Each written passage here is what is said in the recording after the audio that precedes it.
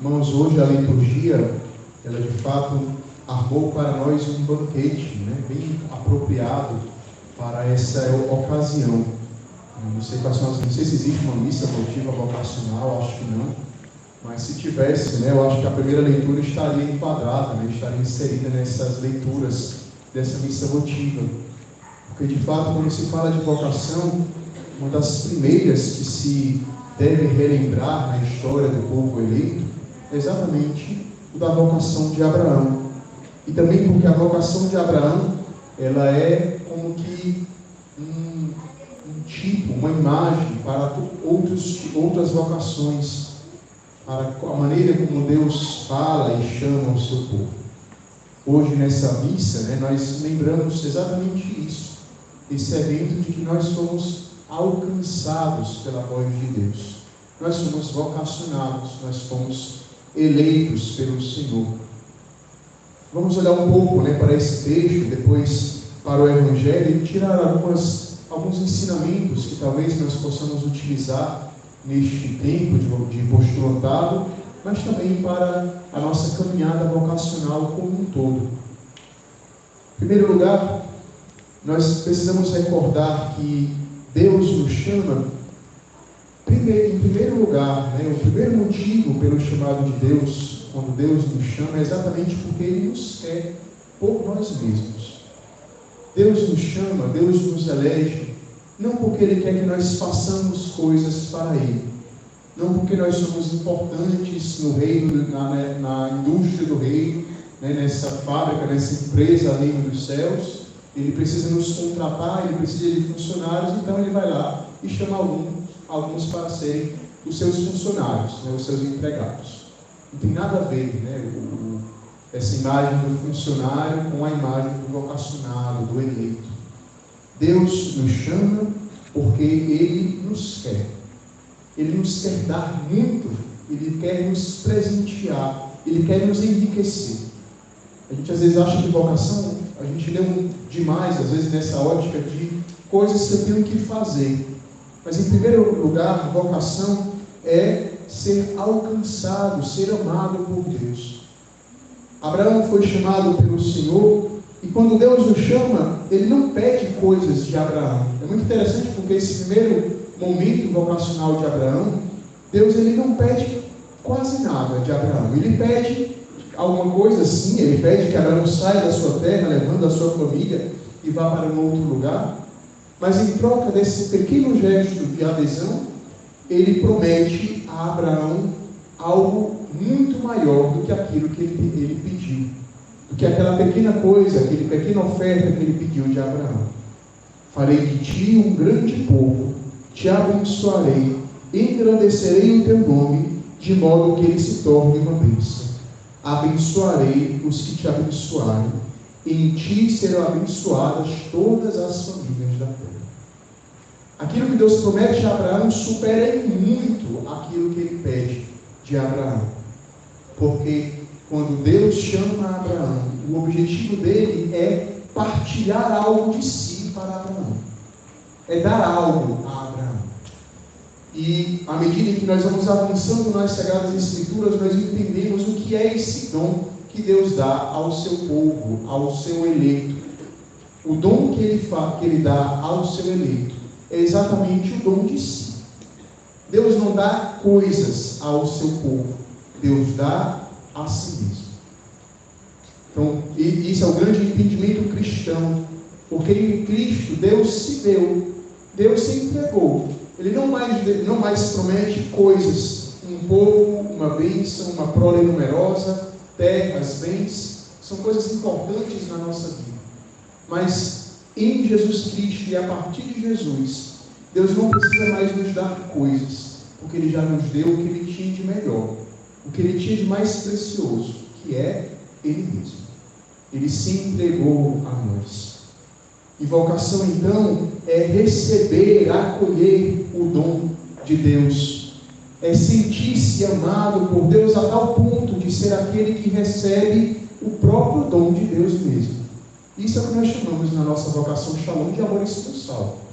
Amor esponsal é um amor que recebe o outro, como ele mesmo.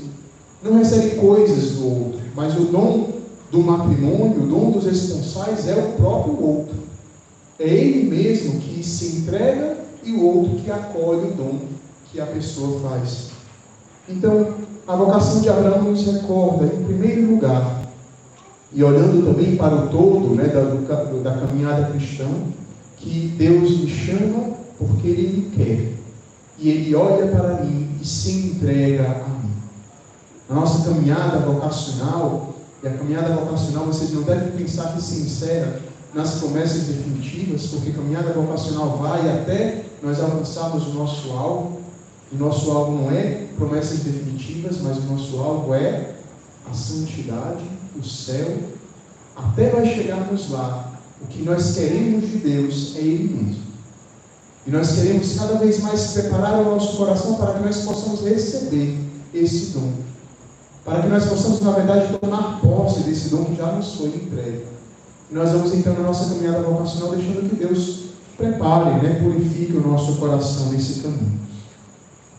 Mas se de fato Deus me quer por mim mesmo, eu não posso esquecer que a vocação não é uma caminhada fechada em si mesmo. Deus não me chama simplesmente para que eu fique ali gozando da presença dEle, para que eu fique ali me entretendo com Deus. Ele me chama, é verdade, em vista de uma missão. E aqui nós podemos ler, né, esse episódio da vocação de Abraão no todo em que ele se insere. Os últimos capítulos antes da vocação de Abraão, que são os 11 primeiros capítulos da Bíblia, nós estamos aqui no capítulo 12 de Gênesis, do capítulo 1 ao 11, especialmente a partir do pecado original, do capítulo 3, nós vemos como que uma escalada do pecado na humanidade. Nós vemos o pecado original, nós vemos o pecado de Caim contra Abel, nós vemos o episódio, a descendência de Caim que cresce na perversidade, nós vimos o dilúvio, nós vimos, enfim, a torre de Babel. O homem como que chega ali, biblicamente falando, no ápice da sua maldade, do seu afastamento de Deus, das consequências do afastamento de Deus por causa do pecado. Nós vimos essa escalada do mal. E qual é a resposta que Deus faz ao pecado do homem? Qual é a resposta que Deus tem para sanar esse mal que entrou no mundo? A resposta de Deus é exatamente a vocação de Abraão. Em vista do mal que entrou no mundo, Deus chama o seu eleito. Deus chama o seu escolhido. Claro que numa visão também cristã, olhando a Bíblia como um todo, a vocação de Abraão é um primeiro passo que vai desembocar na igreja, na eleição do povo santo que somos nós, em Cristo e na igreja, que é prolongar de Cristo na terra. Mas já ali, Abraão é resposta para o homem ferido, para o homem caído. Deus chama Abraão e o povo, para que a partir deste povo, a humanidade possa ser salva, possa se tornar sadia de novo. A vocação, o chamado de Deus, ele é em vista de alguém. Ele é em vista também da missão. Se Ele me chama por mim mesmo para se doar a mim, Ele se doa a mim para que eu possa ser instrumento dEle para os outros.